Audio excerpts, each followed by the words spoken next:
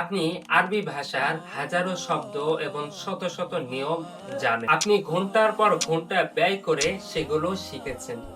কিন্তু যখন একজন আরব আপনাকে কিছু আরবিতে জিজ্ঞাসা করে, তখন আপনার সমস্ত জ্ঞান হারিয়ে যায়। আপনার মাথায় হয়তো সে বাক্যটা ঘুরপাক খায়, কিন্তু কখনো আপনার ঠোঁট পর্যন্ত পৌঁছায় না। কেন এমন হয়? কারণ আপনি আরবি ভাষাকে শুধু মুখস্থ করে শিখেছেন, আপনি কখনো তা প্র্যাকটিস করেননি। আপনি শুনেছেন আরবি ভাষার ৪ লক্ষেরও বেশি শব্দ আছে। আপনি ভেবেছেন আরবি ভাষায় কথা বলার জন্য আপনাকে সব শব্দ মুখস্থ করতে হবে, সব নিয়ম আপনাকে আয়ত্ত করতে হবে। আবার কেউ এর উল্টাটা ভাবেন। তারা মনে করে কিছু শব্দ, কিছু বাক্য মুখস্থ করলেই সে তার প্রয়োজনীয় কথা বলতে পারবে। এটা করে হয়তো সে টুকটাক কথা বলতে পারবে, কিন্তু কখনোই সে তার প্রয়োজনীয় সব কথা বলতে পারবে না। তাহলে সঠিক পদ্ধতি কোনটি?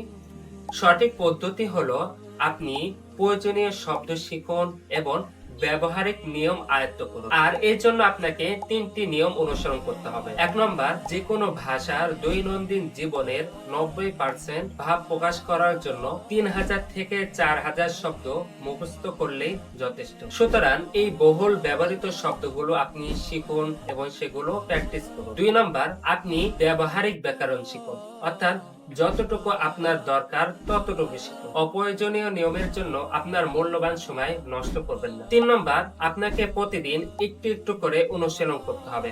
আপনাকে প্রতিদিন ১৫, ২০ বা ৩০ মিনিট আরবি ভাষায় কথা বলার জন্য প্র্যাকটিস করতে হবে। আপনি যদি এসব মেনে আরবি ভাষা শেখা শুরু করেন, তাহলে দেখবেন ৩ থেকে ৪ মাসের মধ্যে আপনি খুব সহজে আরবিতে কথা বলতে পারবেন ইনশাআল্লাহ। সুতরাং আজই শুরু করুন আরবি ভাষা শেখার এই যাত্রা।